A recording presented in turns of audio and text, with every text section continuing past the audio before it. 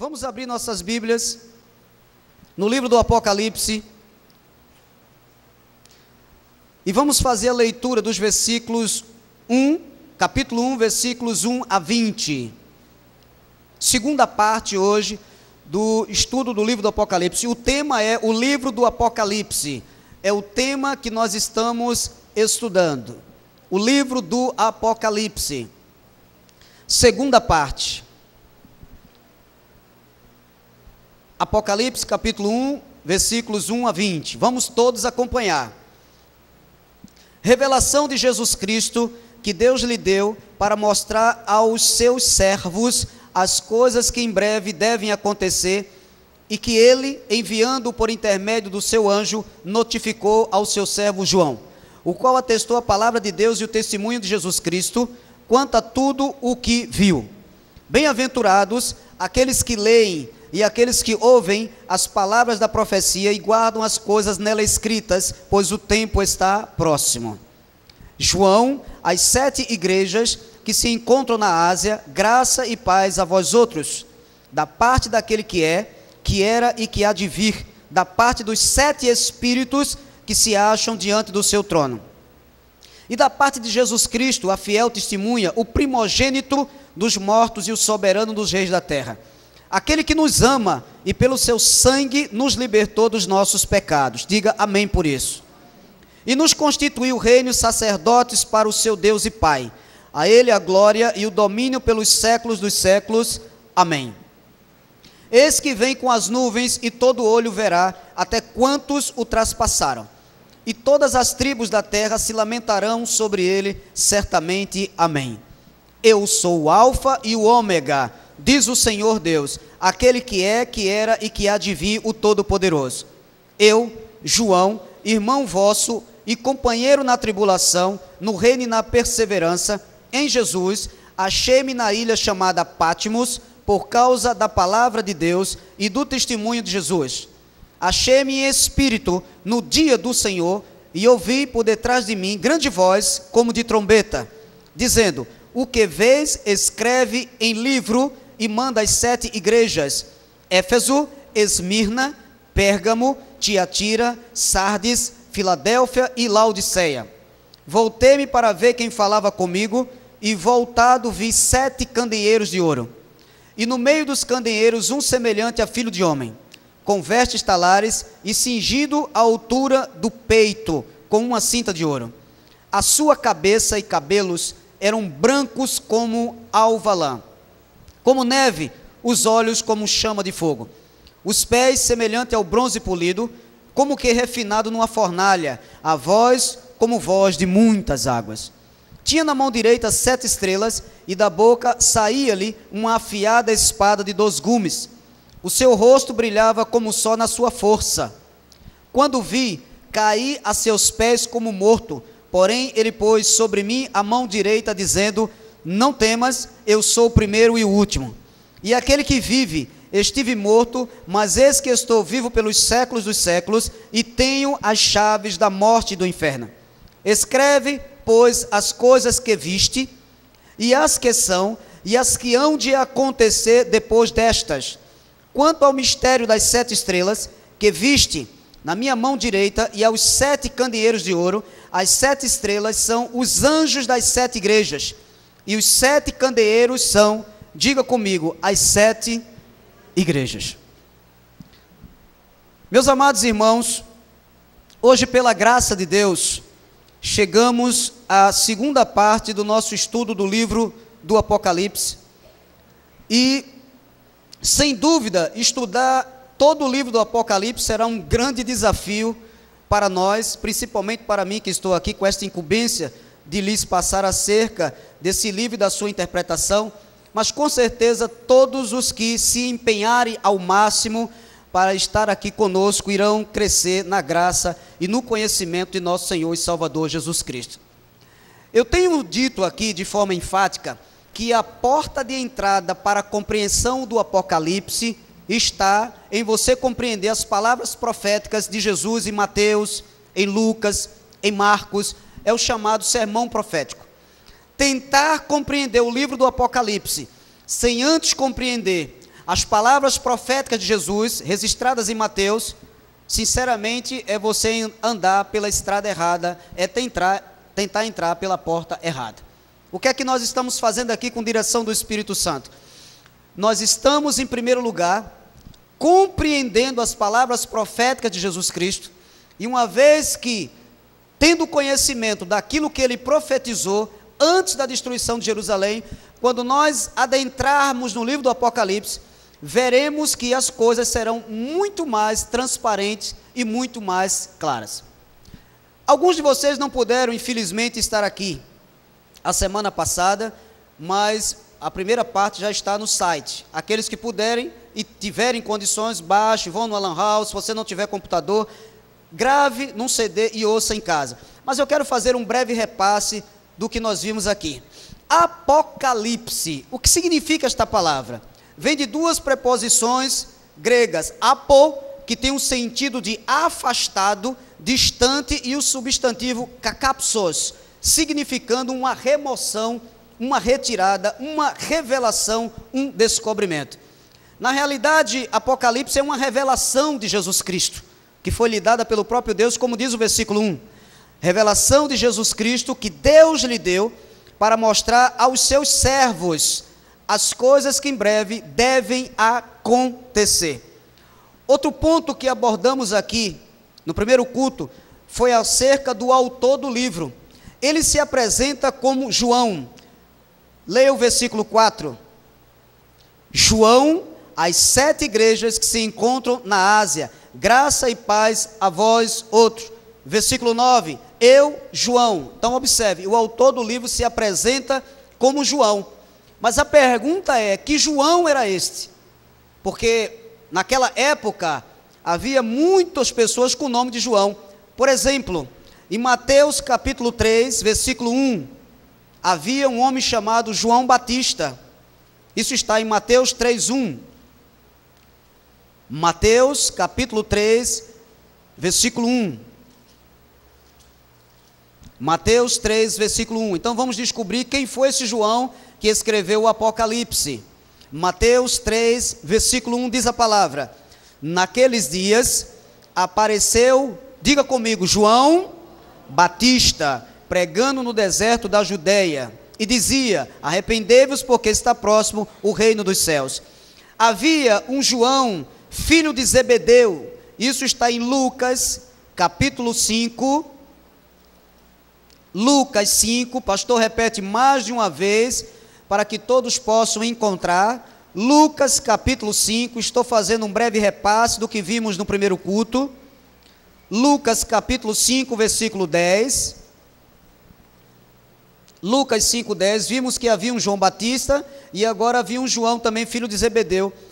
Lucas 5, 10, bem como de Tiago e João, filhos de Zebedeu, que eram seus sócios. Disse Jesus a Simão: não temas, doravante serás pescador de homens. Havia um João que era pai de Simão Pedro. Isso está registrado no livro de João. João, no último capítulo, que é o capítulo 21. João 21, versículos 15 a 17. João 21, versículos 15 a 17. Havia um João que era pai de Simão Pedro. Leiamos apenas o versículo 15. João 21, 15. Diz assim: depois de terem comido, perguntou Jesus a Simão Pedro: Simão, filho de João, amas-me mais do que estes outros? Ele respondeu: sim, Senhor, tu sabes que te amo. Ele lhe disse: apacenta os meus cordeiros. Então havia um João que era pai de Simão Pedro. Havia um João também chamado João Marcos. Isso está registrado em Atos dos Apóstolos, no capítulo 12, versículo 12. Atos 12, versículo 12. Veja quantas pessoas com o nome de João eu estou lhes mostrando que está registrado na palavra. João capítulo 12, versículo 12. Atos 12, 12. Atos 12, 12. Considerando ele a sua situação, resolveu ir à casa de Maria, mãe de João, cognominado Marcos, onde muitas pessoas estavam congregadas e oravam. Então, como podemos observar, o nome João era muito comum no judaísmo. Os pais da igreja primitiva atribuíram o livro do Apocalipse a João, o apóstolo. Assim, Justino Marte, na primeira parte do segundo século, cerca de 135, escreveu: isso é um registro histórico. Houve certo homem entre nós, cujo nome era João, um dos apóstolos de Cristo Jesus, que profetizou por meio de revelação que lhe foi feita.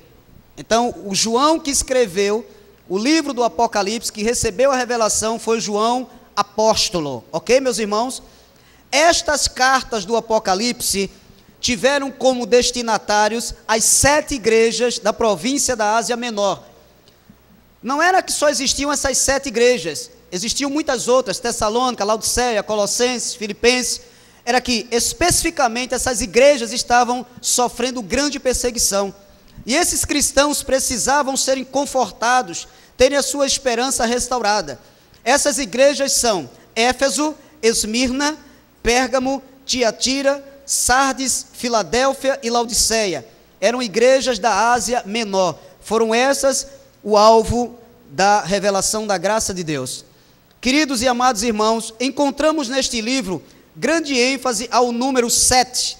7 simboliza, diga comigo, completude. Diga completude. 7 é um número completo. 6 não pode atingir 7. 7 é um número completo. 7 é o número sagrado. Por exemplo, neste livro encontramos 7 espíritos, 7 igrejas, 7 estrelas, 7 candeeiros, 7 selos, 7 chifres, 7 olhos, 7 anjos, 7 trombetas, 7 trovões, 7 cabeças, 7 diademas, 7 flagelos, 7 taças, 7 montes e 7 bem-aventuranças. Então 7 é um número sagrado. Outro ponto muito importante no estudo do livro do Apocalipse é sobre a data em que esse livro foi escrito. Queridos, se há uma coisa que eu quero dar ênfase, é essa questão da data. Eu vou lhe ser muito franco. A partir do momento que os meus olhos foram abertos para aceitar a data mais antiga, o livro do Apocalipse se abriu de uma forma tremenda, de uma forma maravilhosa. A datação do livro do Apocalipse desempenha um papel central em como o livro pode ser interpretado. Irmãos, existem 2 datas possíveis que são geralmente sugeridas para a escrita do livro do Apocalipse: uma data mais antiga e uma data mais recente. Diga comigo, uma data mais antiga e uma data mais recente. A data mais antiga, ela sugere que João escreveu o Apocalipse antes de agosto do ano 70, ou seja, antes da destruição de Jerusalém. Em algum momento no período de tempo entre o final do ano 64, após a explosão inicial da perseguição de Nero, que foi no ano 64 em diante, Nero foi o primeiro perseguidor dos cristãos, e entre o período de 67 depois de Cristo, antes da guerra dos judeus com Roma. A data mais recente sugere que João escreveu o Apocalipse por volta de 95 a 96, nos últimos dias do principado de Domiciano César, que foi assassinado em 18 de setembro de 96 depois de Cristo. A data mais antiga sugere que este livro foi escrito por João antes da destruição de Jerusalém, que ocorreu no ano 70. A data mais recente sugere que o livro foi escrito depois da destruição de Jerusalém. Nós defendemos a data mais antiga para o livro do Apocalipse, não sozinhos. Como eu lhes disse, 145 eruditos, na sua grande maioria, que nem vivos mais estão, alguns de visão reformada, também defendiam esta data.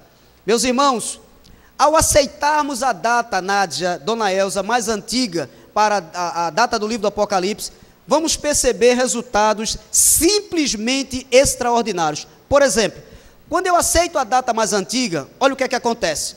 A maioria das visões, preste atenção, a maioria das visões de julgamento em Apocalipse dizem respeito a Israel e já se cumpriram. já se cumpriram. Isso é maravilhoso. Encontramos alusões proféticas à primeira perseguição romana ao cristianismo, 64 a 68 depois de Cristo. A guerra dos judeus com Roma, 67 a 70 depois de Cristo. A morte de Nero, o primeiro perseguidor do cristianismo, que ocorreu em 68 depois de Cristo. As guerras civis de Roma, 68 a 69 depois de Cristo. A destruição do Império Romano, que ocorreu em 476 depois de Cristo pelos bárbaros, e a destruição de Jerusalém e o templo, que ocorreu em 70 depois de Cristo. Observe, todos esses fatos, André e Diego, ocorreram antes da destruição de Jerusalém. Inclusive, os chamados evangélicos, como assim é dito, sinópticos, em face à sua, sinóptico quer dizer a similaridade, evangelho sinóptico quer dizer a similaridade que existe entre um e outro, ok? Esses livros foram escritos antes do ano 70. Eu lhes disse aqui no culto passado, que a porta de entrada para a compreensão do Apocalipse é entendermos o sermão profético de Jesus. Então vamos imediatamente a Mateus 24, depois desse breve repasse. Mateus 24, versículos 1 a 3, amado, preste muita atenção ao que vamos estudar, por favor. Mateus 24, versículos 1 a 3, diz a palavra: tendo Jesus, eu vou ler pausadamente, eu quero que você também faça uma leitura pausada, preste atenção naquilo que você está lendo, tente compreender o que você está lendo. Tendo Jesus, diga comigo, saído do templo. Diga mais uma vez, saído do templo. Agora eu lhe pergunto, Jesus estava saindo aonde? É importante que você saiba disso. Tendo Jesus saído do templo, ia se retirando, quando se aproximaram dele os seus discípulos, para lhe mostrar as construções do templo. Ele, porém, lhes disse: não vedes tudo isto? Isto o quê? Aquele templo de Jerusalém, em verdade vos digo, que não ficará aqui pedra sobre pedra que não seja derribada. Versículo 3. No Monte das Oliveiras, achava-se Jesus assentado, quando se aproximaram dele os discípulos, em particular, e lhe pediram: dize-nos quando sucederão estas coisas, e que sinal haverá da tua vinda e da consumação do século. Meus irmãos, se quisermos compreender a mensagem do Apocalipse, precisamos, em primeiro lugar, compreender de uma vez por todas essas palavras proféticas de Jesus. O texto de Mateus nos informa que Jesus havia saído do templo. Que templo? O templo de Jerusalém. Aquele templo que passou 40 anos para ser construído por Salomão, depois foi reconstruído por Zorobabel e por último foi reformado por Herodes. Era desse templo que Jesus estava saindo, quando se aproximaram dele os seus discípulos para lhes mostrar aquelas belas construções. Mateus não nos informa os nomes dos discípulos que estavam com Jesus, mas Marcos nos fornece os nomes. Vamos lá, Marcos 13. Mateus não nos informa, mas Marcos nos informam quem eram os discípulos que estavam ali com Jesus. Marcos 13, versículo 3. Portanto, se você quiser saber os nomes dos discípulos, eis aí a resposta. Marcos 13, versículo 3. Diz a palavra: no Monte das Oliveiras, defronte do templo, achava-se Jesus assentado, quando, eis quem eram eles? Pedro, Tiago, João e André, lhe perguntaram em particular. Versículo 4, diz-nos quando sucederão estas coisas, que sinal haverá da tua vinda, e que sinal haverá quando todas elas estiverem para cumprir-se. Então aí estão os discípulos que estavam com Jesus, e que fizeram aquela pergunta. Que pergunta, pastor? Volte lá em Mateus 24, versículo 2. Eram estes os 4 discípulos que acompanhavam Jesus: Pedro, Tiago, João e André. Versículo 2. Olha lá.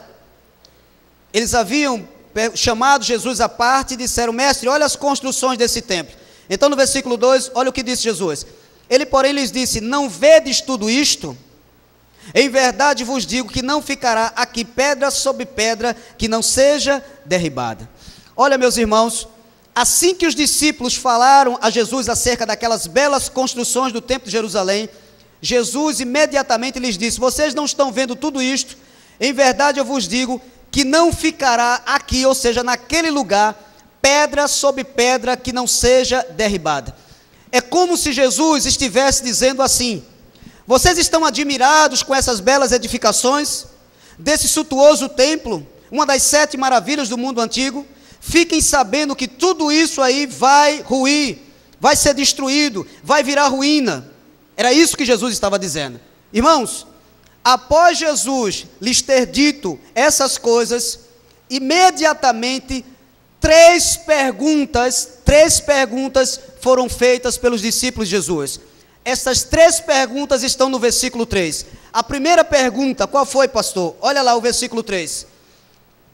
No Monte das Oliveiras, achava-se Jesus assentado, quando se aproximaram dele os discípulos em particular, e lhe pediram, primeira pergunta, dize-nos quando sucederão estas coisas. Eles queriam saber quando iria suceder aquelas predições de Jesus acerca da destruição de Jerusalém. Em primeiro lugar, Gonzaga, eles perguntaram, Jesus, quando o que tu acabaste de dizer irá acontecer? Segunda pergunta, eles queriam saber que sinal precederia a vinda de Jesus. Em terceiro lugar, a terceira pergunta foi, quando se daria a consumação do século? Bem, eu queria explicar um pouco estas 3 perguntas, especificamente a segunda e a terceira, para que vocês possam ter uma compreensão muito maior acerca do que Jesus estava falando. Diz-nos quando sucederão estas coisas. Depois eles perguntaram, que sinal haverá da tua vinda? Que sinal haverá da tua vinda? Eles queriam um tipo de sinal, é como se mais ou menos eles dissessem, como nós poderemos saber que é o Senhor que está voltando? Meus amados em Cristo Jesus, a grande confusão que se vem sendo feita acerca da volta de Jesus Cristo, está no fato de algumas pessoas não conseguirem discernir os textos gregos. Há uma palavra-chave, é a palavra vinda. Diga, vinda. Eles queriam saber quando seria a vinda de Jesus. O termo grego usado aqui no versículo 3 para a palavra vinda é parúsia, que significa aparição, manifestação ou revelação. Na realidade, os discípulos de Jesus queriam saber quando o Mestre se manifestaria ao mundo como Rei. Sobre esta vinda, nós vamos estudar em profundidade em Apocalipse capítulo 1. Mas eu não vou deixar você curioso. Rapidamente, para eu não me desviar, sabe, do foco em que eu estou aqui, abra em Isaías capítulo 19. Isaías 19, versículo 1. Isaías 19, 1. Você vai entender o que significa esta vinda. Isaías 19, versículo 1. Vamos estudar profundamente essa questão dessa vinda de Cristo. Que vinda é esta? Eles queriam saber, Senhor, quando será a tua vinda? Que sinal haverá da tua vinda? Isaías 19, vamos lá, meus irmãos, versículo 1. Todos acharam? Diz assim, leia comigo, por favor. Sentença, não, diga alto, sentença contra o Egito. Preste atenção, por favor. O que nós vamos ler aqui é uma sentença contra uma nação. Que nação era essa? Egito. Sentença contra a nação, contra o Egito. Olha lá. Eis que o Senhor, cavalgando uma nuvem ligeira, vem ao Egito. Os ídolos do Egito estremecerão diante dele, e o coração dos egípcios se derreterá dentro deles. Porque farei com que egípcios se levantem contra egípcios, e cada um pelejará contra o seu irmão, e cada um contra o seu próximo, cidade contra cidade, reino contra reino. O espírito dos egípcios se esvaecerá dentro deles, e anularei o seu conselho. Eles consultarão os seus ídolos, e encantadores, e necromantes e feiticeiros. Entregarei os egípcios nas mãos de um senhor duro, e um rei feroz os dominará, diz o Senhor dos exércitos. Secarão as águas do Nilo, e o rio se tornará seco e árido. Agora, olhe um pouco para o altar dessa igreja, por favor. Olha que coisa tremenda. Isto aqui é um quê? Diga, sentença. E esta sentença vem em forma profética. Eis que o Senhor, cavalgando numa nuvem ligeira. Meu amado, eu estou pregando para pessoas inteligentes. Eu estou pregando para homens e mulheres inteligentes. Ora, eu não posso entender esse texto literalmente. Eu não vou achar que o texto está me dizendo que Deus vem sentado numa nuvem ligeira. Isto é uma figura, é uma forma figurada de expressar juízo. Juízo. Nós vamos ler aqui vários textos, nos quais não entrarei hoje. Estou fazendo uma introdução da entrada do Apocalipse. Mas nós vamos ver que todas as vezes que Deus ia destruir uma nação, esta linguagem era usada. Agora, quando Jesus estava perante os sacerdotes, olha o que é que Jesus disse aqui diante deles. No último capítulo de Mateus.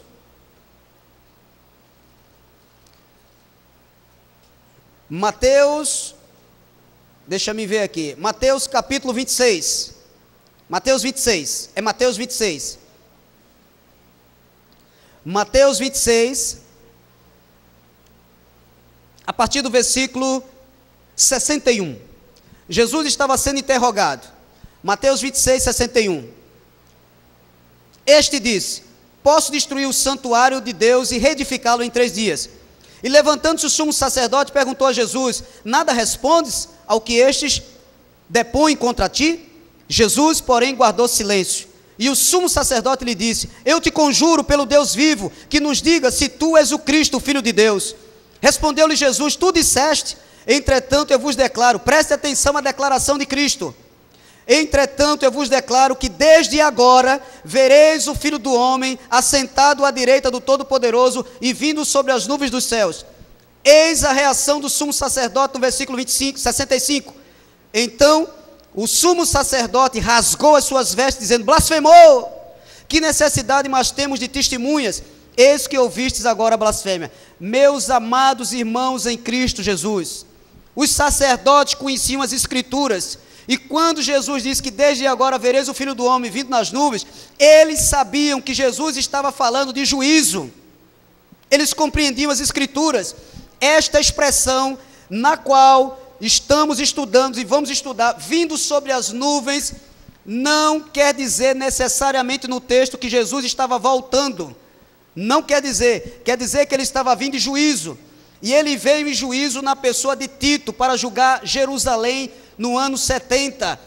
A linguagem bíblica ela usa muitas figuras, e eu preciso aprender esta linguagem, interpretá-las, porque senão eu não vou conseguir compreender nada. Você quer ver, meus irmãos? Foi com você, Rodrigo, que nós conversávamos ontem, foi isso? E você dizia: poxa, agora as coisas estão muito mais claras para mim. É claro, por exemplo, rapidamente, vai em Mateus 16, Mateus capítulo 16, estou fugindo até do foco aqui que eu trouxe, para você poder ter uma compreensão de como é profundo o que nós estamos estudando. Mateus 16, versículos 27 e 28, diz assim, Mateus 16, 27 e 28, porque o Filho do Homem adivina a glória de seu Pai, com os seus anjos, e então retribuirá a cada um conforme as suas obras. Agora, atente ao versículo 28, em verdade vos digo, que alguns dos que aqui se encontram, naquela época com Jesus, que de maneira nenhuma passarão pela morte, até que vejam o Filho do Homem no seu reino. Meu amado irmão, se eu tentar interpretar literalmente isso aqui, então eu vou ter que dizer para vocês que até hoje os apóstolos estão vivos. Quem já assistiu aquele filme A Profecia, com Demi Moore? A Sétima Profecia, alguém já assistiu? Ninguém assistiu. Eu já vi que o ancião nessa igreja sou eu, né? O ancião aqui sou eu. Neste filme, A Sétima Profecia, de Demi Moore, existe uma parte do filme em que um homem vem e mata um padre. E quando o padre olha para ele e diz: Malcolm foi aquele soldado que Pedro cortou-lhe a orelha e Jesus restaurou. Ele disse: Malcolm, você está vivo até hoje? Então, observe que, com certeza, existe a crença de que esse texto aqui pegado literalmente, dá a entender que Jesus estava dizendo que alguns dos discípulos estariam vivos até que ele voltasse. Meus irmãos, se Jesus ainda não voltou, como é que esses discípulos estariam vivos? Então aqui há uma linguagem que nós precisamos entender. O que é que Jesus estava dizendo? Quem foi o último dos apóstolos a morrer? Vamos lá, quem foi? João. João foi o último apóstolo a morrer, foi o único a morrer de morte natural. João morreu 100 anos depois do nascimento de Cristo.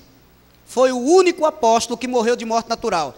Depois que João recebe a revelação do Apocalipse, pouco tempo depois, João morre. Agora, ouça o que é que Jesus disse acerca de João. Lá no finalzinho do capítulo de João, capítulo 21, eis o que disse Jesus acerca de João. João 21, João capítulo 21,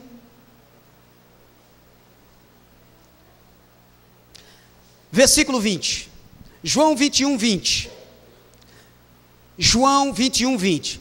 Então Pedro, voltando-se, viu que também o ia seguindo o discípulo a quem Jesus amava. Este discípulo era João, o discípulo a quem Jesus amava, foi chamado o apóstolo do amor, o qual na ceia se reclinara sobre o peito de Jesus e perguntara: Senhor, quem é o traidor? Vendo, pois, Pedro, perguntou a Jesus: e quanto a este? Olha para cá, que eu tenho que falar e tenho que, eu acho que eu tenho que ensinar, para poder facilitar a tua compreensão. Ali estava João vindo e Pedro pergunta a Jesus: Jesus, e quanto a ele? E quanto a João? Eis o que disse Jesus. Olha o versículo seguinte, versículo 22. Respondeu-lhe Jesus: se eu quero que ele permaneça até que eu venha, que te importa? Quanto a ti, segue-me. Se eu quero que ele fique até que eu venha, meu amado irmão, eu tenho cérebro, 48 anos estou fazendo, de sabedoria dada por Deus, como você tem.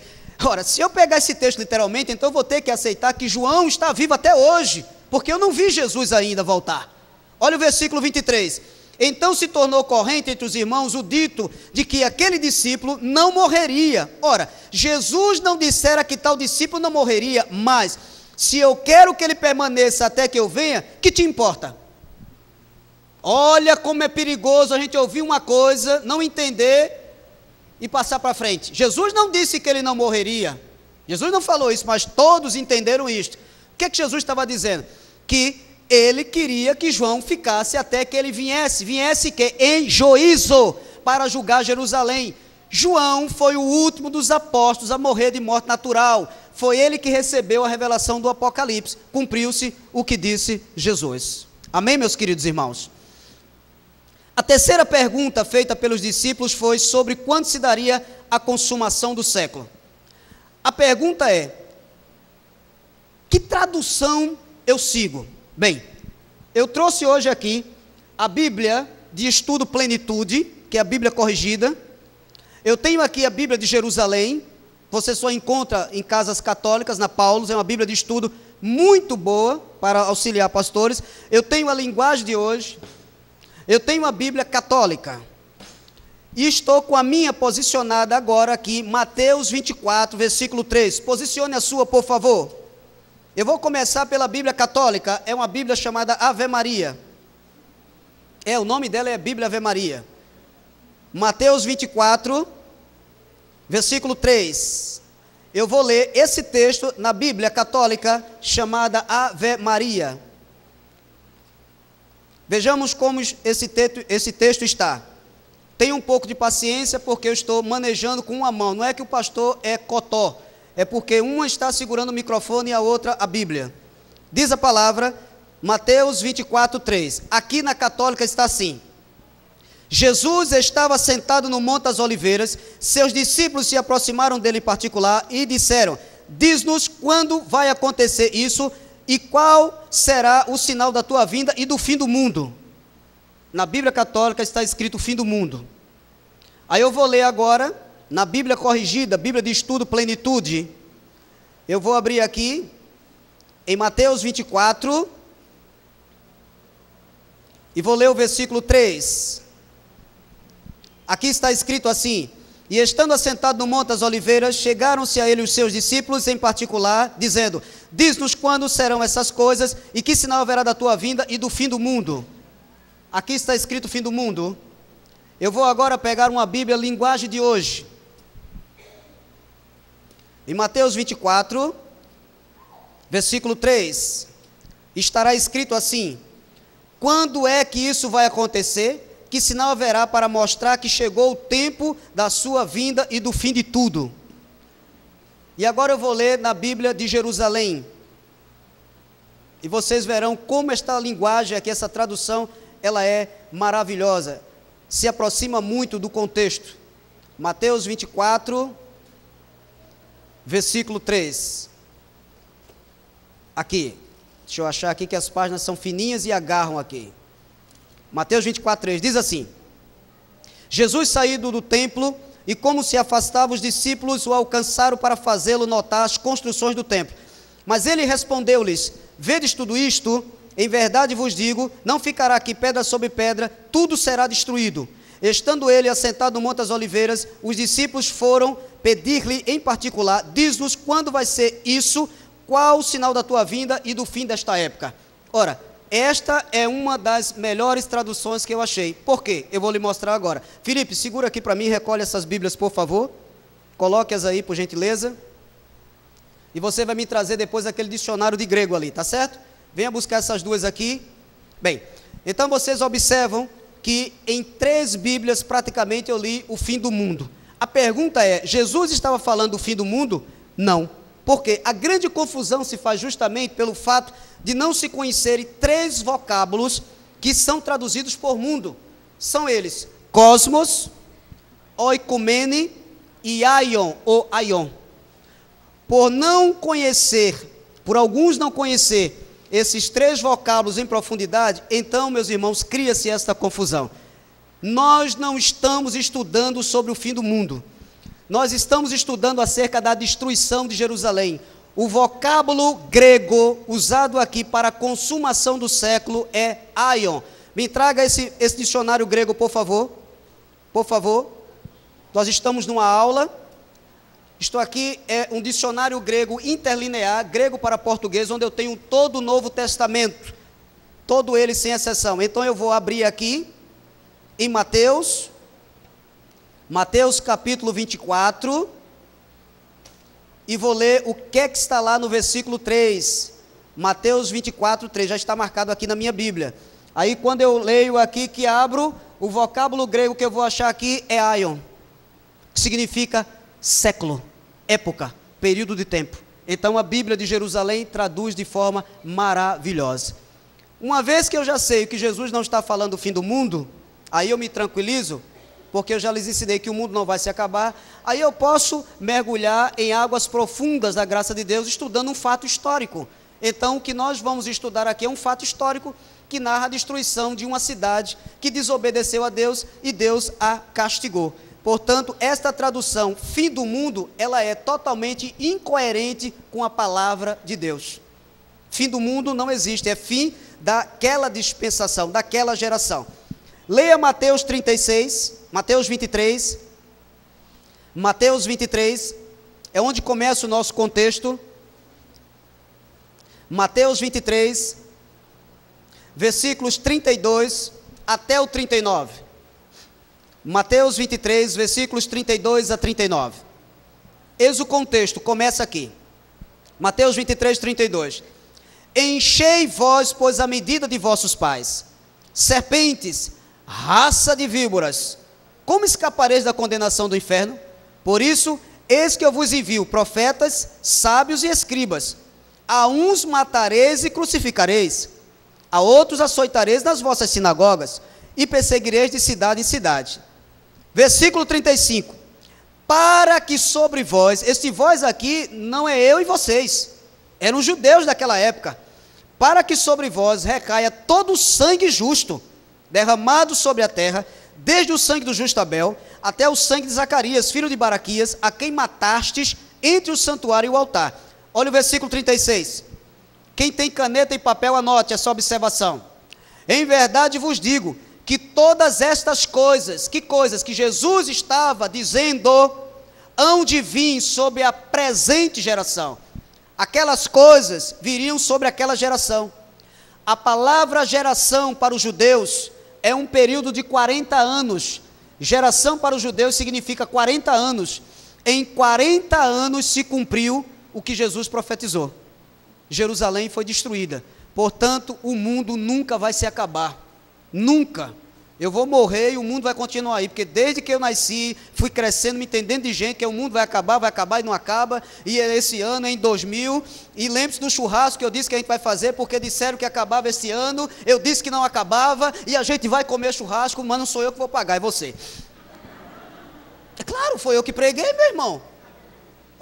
Eu te tranquilizei, tinha gente aqui que entrou aqui assim, pastor, é esse ano que acaba, esse ano, eu disse não acaba, eu vou pela palavra. Amém, meus irmãos? Pastor, como é que o senhor pode provar que o mundo não acaba? Eclesiastes 3, vamos lá, querido, rapidamente. Vai no livro de Eclesiastes. Eclesiastes. Olha lá. Eclesiastes capítulo 1, versículo 4. Anota na tua Bíblia, e quando alguém disser o mundo vai acabar, você mostra para ele. Você congrega numa igreja que ensina a verdade. Eclesiastes 1, 4. Salmos, Provérbios, Eclesiastes 1, 4. Vamos ler eu e vocês. Quem achou, diga amém. Geração vai. Vocês acharam, meus irmãos? Então vamos ler comigo. Geração vai e geração vem. Mas a terra. Dê um glória. A terra permanece para sempre, mas não para por aí. Eclesiastes 3, a terra permanece para sempre. Você já viu o que Deus fez ser destruído, meu irmão? Deus restaura as coisas, Ele renovou tua vida, tu és nova criatura. Dá um sorriso aí, meu irmão, você é crente. Eclesiastes 3, versículo 14. Sei que tudo quanto Deus faz dura até sábado.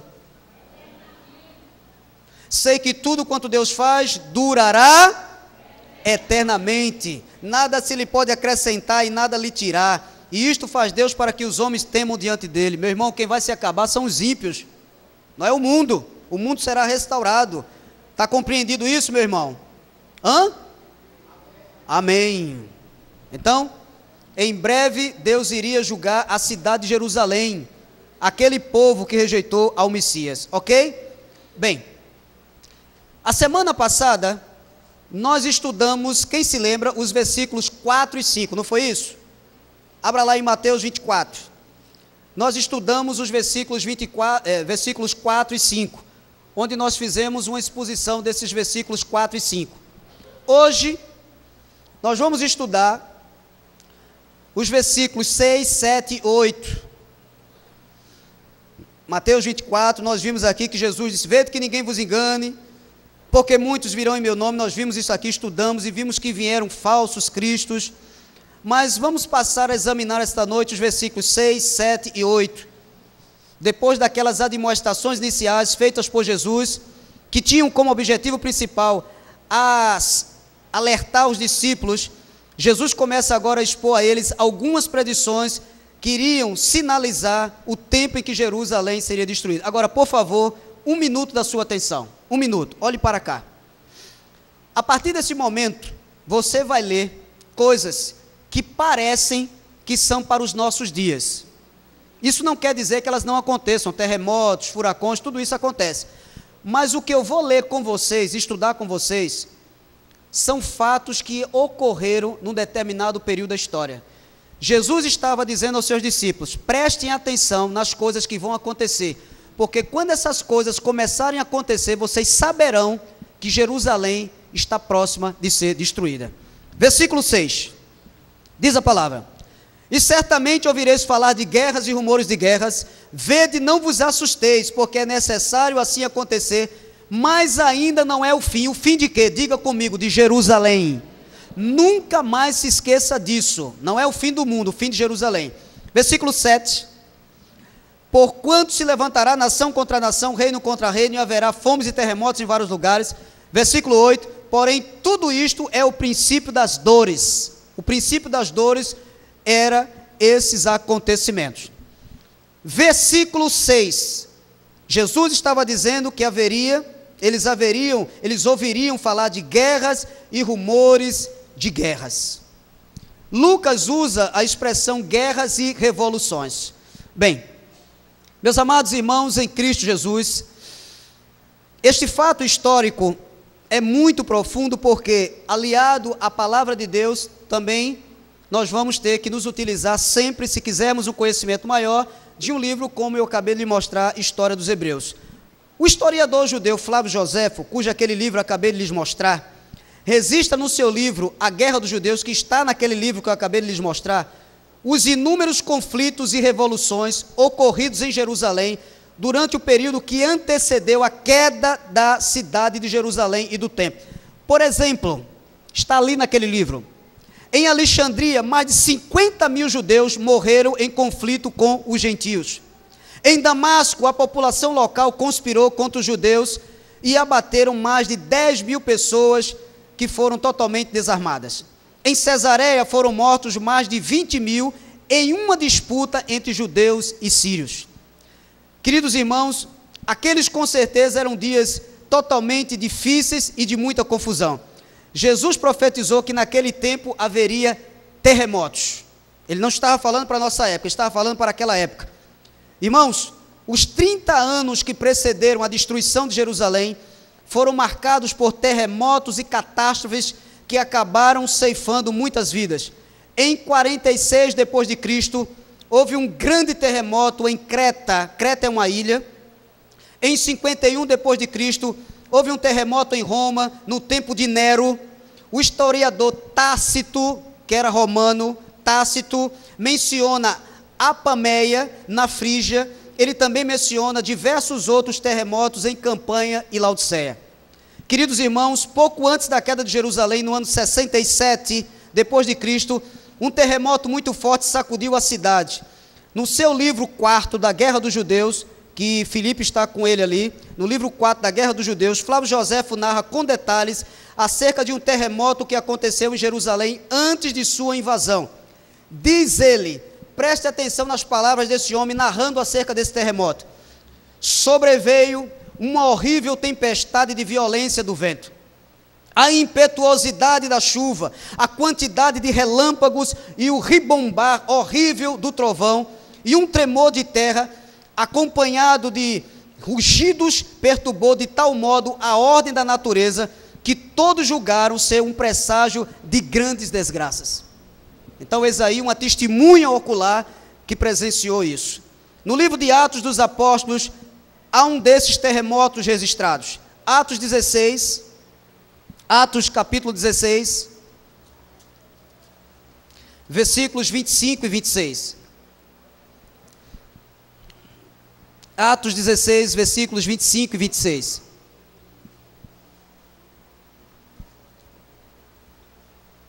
A Bíblia, acima de tudo, antes de mais nada, é um livro histórico. Atos 16, 25. Diz a palavra: por volta da meia-noite, Paulo e Silas oravam e cantavam louvores a Deus, e os demais companheiros de prisão escutavam. Atente ao versículo 26. De repente sobreveio tamanho terremoto, que sacudiu os alicerces da prisão, abriram-se todas as portas e soltaram-se as cadeias de todos. Que coisa, né? A Bíblia diz que foi um tamanho terremoto. Irmãos, Jesus previu que antes da destruição de Jerusalém, segundo Mateus e Lucas, haveria fome e epidemia em vários lugares. Amados, as constantes guerras e terremotos acabaram prejudicando a economia de todo o Império Romano. Com isto veio a fome e as pestes que ceifaram muitas vidas. Abra no livro de Atos dos Apóstolos, nós temos uma profecia deste livro acerca de fome. Atos 11, versículos 27 e 28. Ágabo, um profeta, prediz grande fome.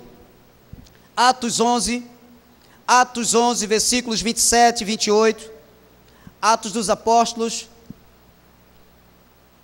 capítulo 11, versículos 27 e 28. Naqueles dias, desceram alguns profetas de Jerusalém para Antioquia, e apresentando-se um deles, chamado Ágabo, dava a entender pelo Espírito que estava para vir grande fome por todo o mundo, a qual sobreveio nos dias de Cláudio. O historiador judeu Flávio Joséfo registra em seu livro 6º que, devido ao cerco das tropas romanas a Jerusalém, houve grande carestia do lado de dentro da cidade. Diz ele que a carestia era tanta que a fome devastava tantas vidas que se tornava impossível saber o número das vítimas. Bem, alguém aqui assistiu o filme Cruzadas? Quem assistiu aquele filme Cruzadas?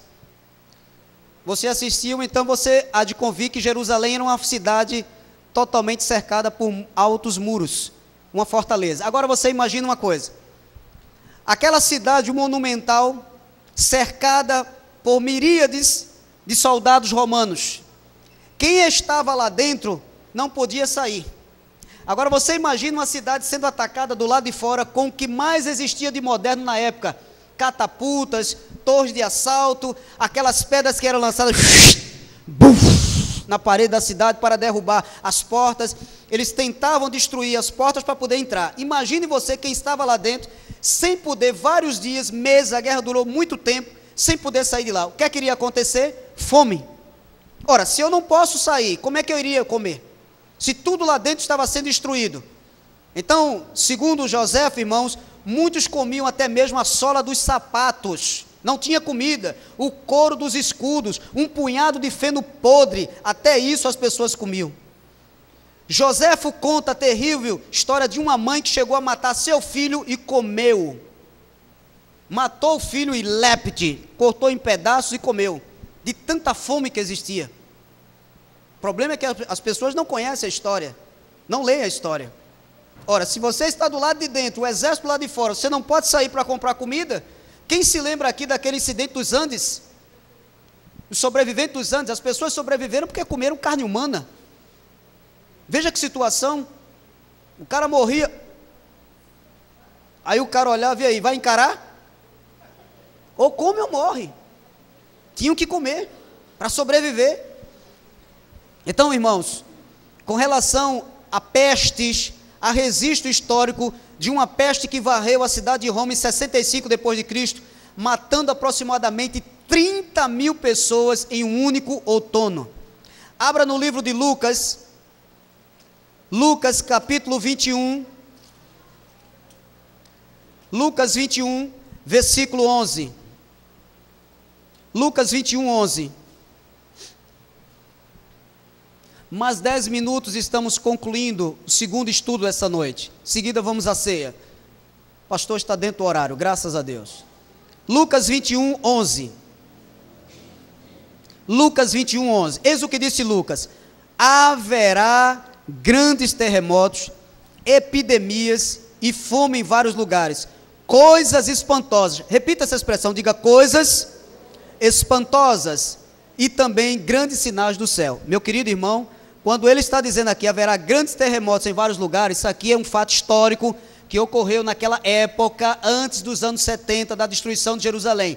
Eu sei que algumas coisas hoje desse tipo acontecem, mas não tem nada a ver você associar com o que aconteceu naquela época. Ali foi o julgamento de Jerusalém, da grande meretriz, ok? Então Lucas usa a expressão coisas espantosas e também grandes sinais do céu.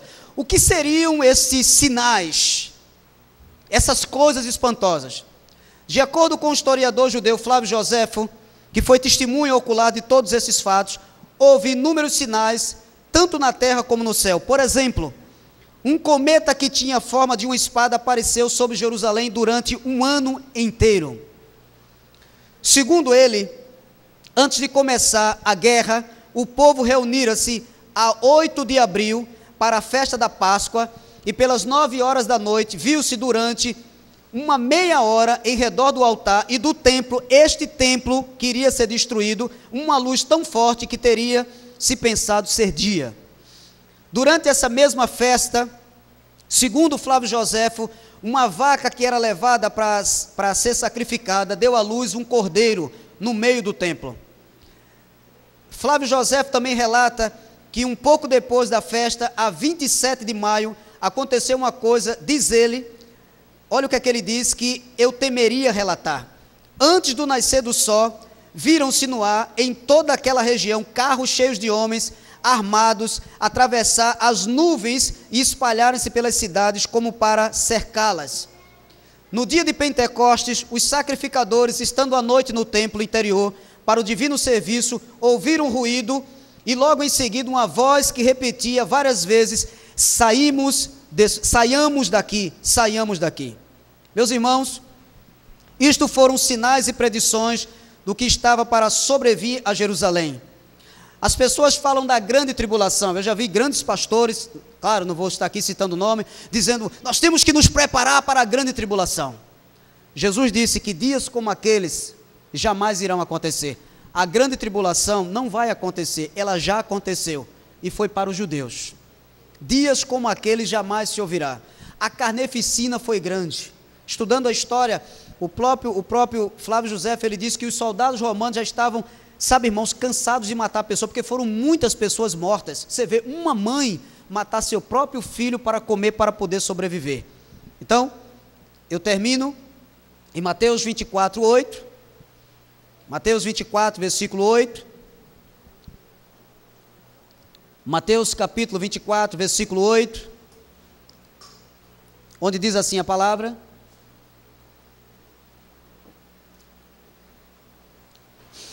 porém, tudo isto é o princípio das dores.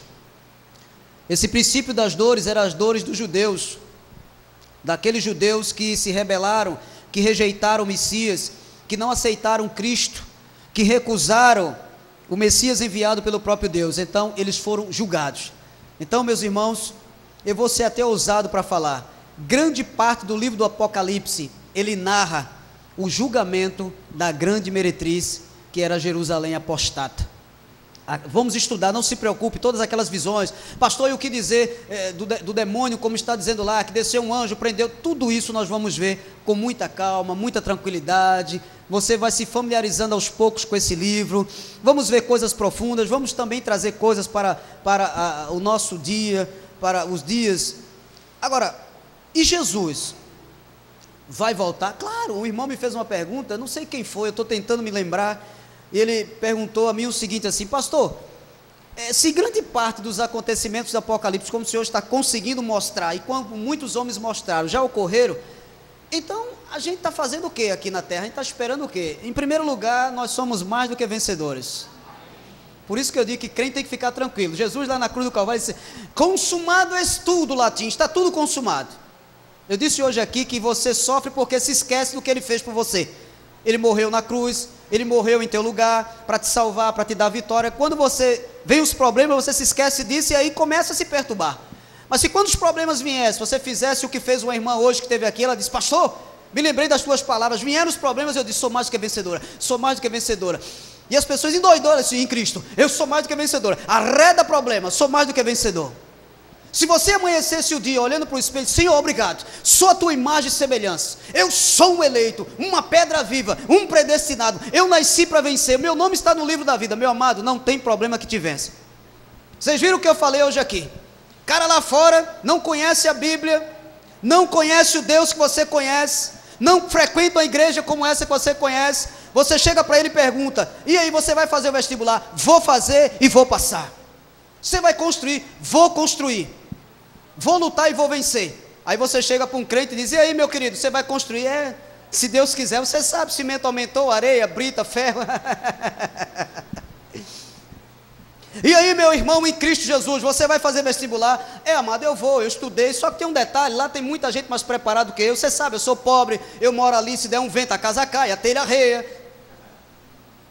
A confissão do crente é de derrota, por isso que não vence. Aí você pega uma pessoa que não conhece a Deus, meu irmão, parece que é crente. Eu vou vencer, vou conquistar. Você vê o cara dizer: esse ano eu construo minha casa. Olha, eu vou construir, e constrói. E constrói. Ele diz e faz.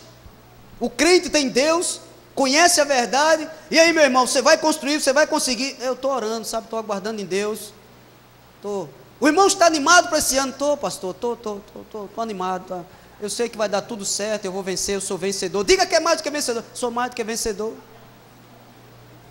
Diga que você é uma pedra viva. Eu sou uma pedra viva, pastor.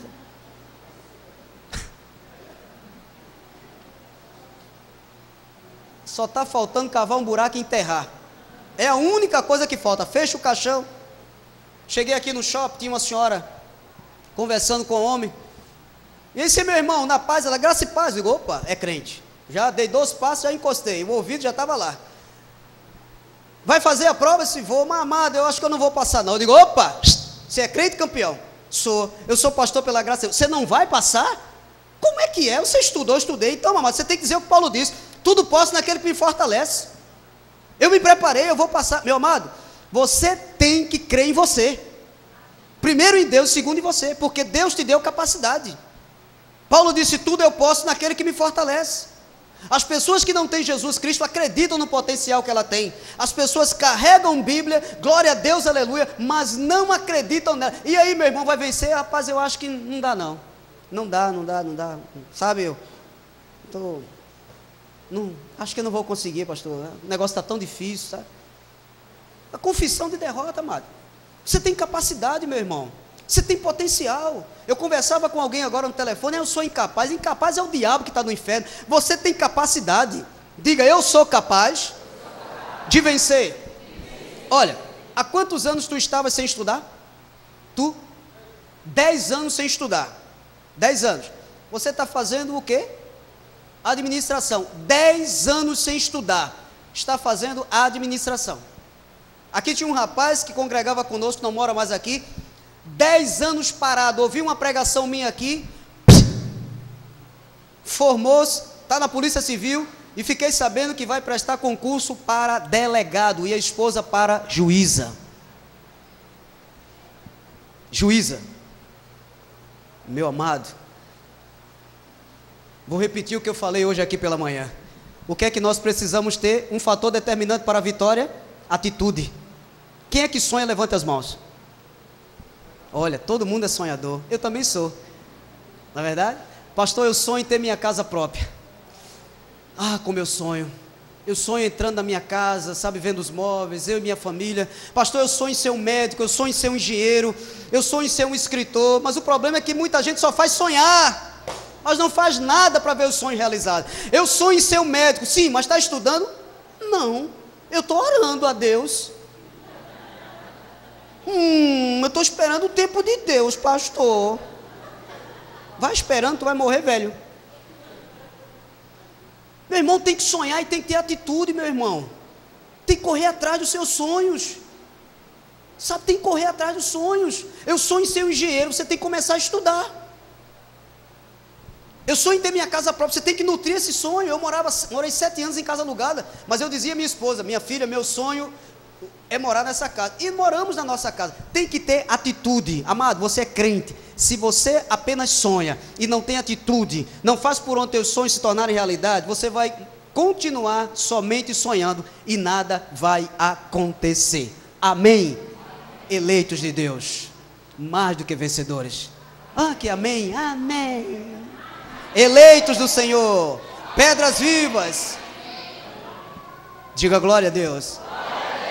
Diga, eu sou mais do que vencedor. Aleluia. Essa é a palavra que nós temos.